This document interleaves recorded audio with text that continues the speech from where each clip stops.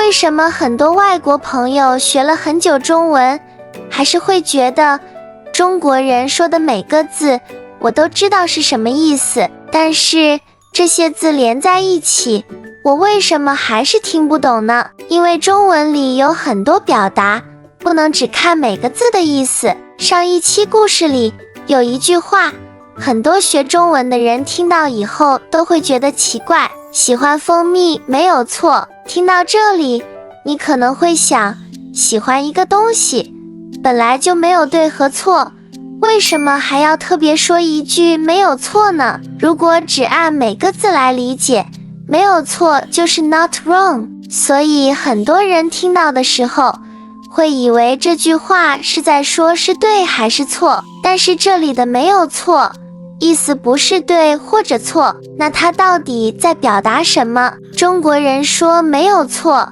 是在说我理解你。比如你的朋友每天都加班，已经加班了1个星期，你邀请了他很多次，他今天终于答应出来和你一起吃饭。他坐下来以后，把手机放到桌上，他坐在椅子上一动不动，很久都没有说话。服务员把菜送上来，他也只是看了一眼。过了一会儿，他很累地叹了一口气，然后对你说，最近太累了，我真的什么都不想做，只想休息几天。这时候你可以回答，想休息没有错。这句话并不是在讨论想休息是对还是错，它更像是在告诉对方，你的感受我能理解。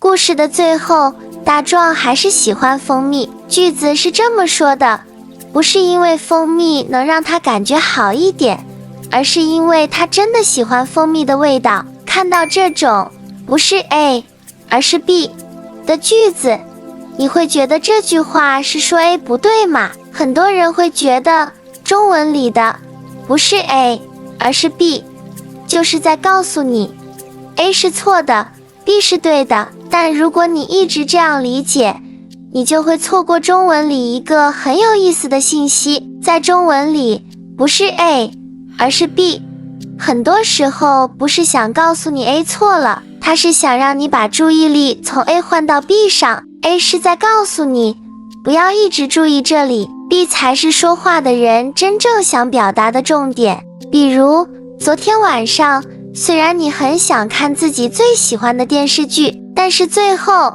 你没有打开电视，你选择了打开书，认真学中文，最后记住了50个单词。你对自己的表现很满意。第二天，你很激动地告诉老师自己的学习结果，你特别高兴地对老师说，老师，我昨天记住了50个单词。可是老师看起来没有特别高兴，他只是笑了一笑，然后说，学中文不是一天学很多，而是每天坚持一点。听到这句话，你可能会有点难过，不明白老师为什么没有表现得很高兴。你可能会想，老师为什么这么说？我学了50个单词，难道这样不好吗？老师当然知道，多学一点没有错，只是他发现你一直关心的是我昨天学了多少，所以他没有继续讨论你昨天学了50个单词这件事。他想让你注意另一件更重要的事，今天你还会不会继续学习？所以很多时候不是 A 而是 B， 并不是在告诉你 A 错了，它真正要改变的是你的注意力。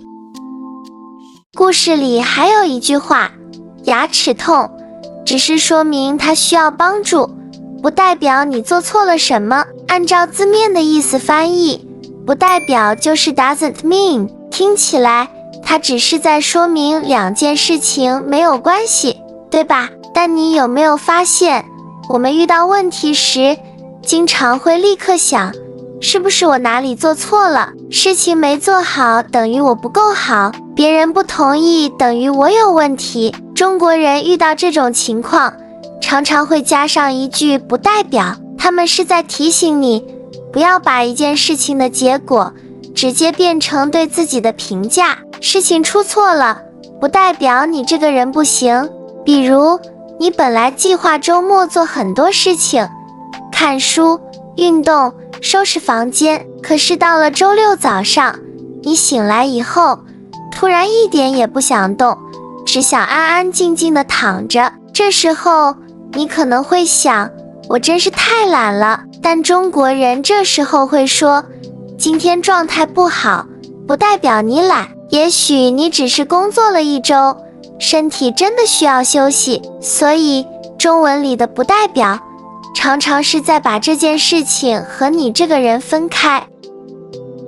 故事最后说了这么一句话，真正的成长不是一直想着追上别人，而是不再需要用短暂的快乐来逃开自己的难过。你有没有发现一个很有意思的现象？中国人特别喜欢说真正的朋友、真正的幸福、真正的成长。为什么中国人这么喜欢说真正的？听到真正的，你是不是会觉得说话的人是在告诉我，这才是对的？这个人觉得别人都错了，只有自己对。但很多时候并不是这样。中国人说真正的，并不是想告诉你唯一的答案。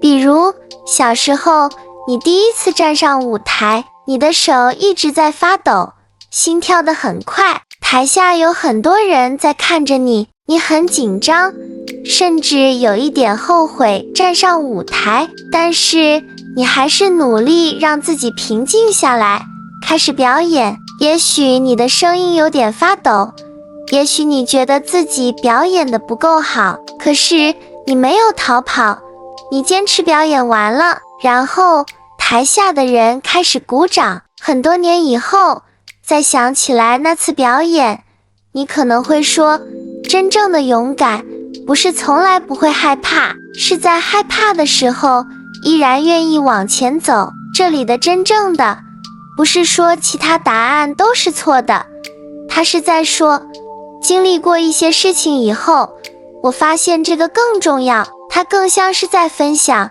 自己经历过一些事情以后慢慢明白的一个道理。那故事里大壮有了什么真正的变化？奇怪的是，看起来他什么都没有变。当他发现朋友又进步了，心里依然会难过，但是中文里我们会说他开始愿意面对了。很多人听到面对会想到解决问题、克服困难，但中文里的面对真的就是马上解决问题吗？其实不是，它只是告诉你先不要逃避。比如你考试没考好，那一天你看到成绩心里很难受，你本来想把试卷放进书包，不愿意让别人看到，也不愿意再想这件事，但是后来你还是拿出试卷，看着那些红色的叉，你告诉自己，这次成绩不好是事实，但是我可以知道问题在哪里。这就是中文里说的面对。你的成绩不会因为这一刻马上提高，但你没有假装问题不存在。所以中文里的面对不要求你马上改变结果，它只是告诉你不要假装看不到这件事。我一直觉得学中文最有意思的地方就在这里，这些表达表面上只是一句话，但实际上是在告诉我们中国人怎么看自己，怎么看别人，怎么看生活。在今天讲的这些表达里，哪一个表达让你印象最深？欢迎在评论区告诉我。希望以后当你在听到这些表达的时候，不只是听懂每一个字，也能听懂中国人真正想说的意思。如果这期视频让你有了一些收获，别忘了点赞、收藏并订阅。我们下期再见。